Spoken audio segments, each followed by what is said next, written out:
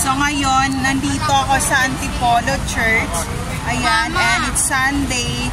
Happy Sunday everyone. So ayan, papasok ako sa loob ng simbahan. So sana okay kayong lahat ngayon. So ito yung view dito.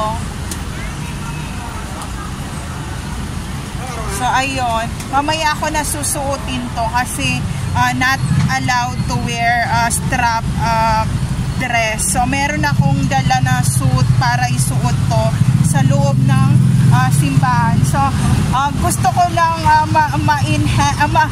kumbaga ma-experience ang mass, Sunday Mass dito sa Catholic Church Cathedral dito sa may Antipolo. Shout out sa inyong lahat dito sa Antipolo. Mabuhay kayong lahat. So ito yung view dito.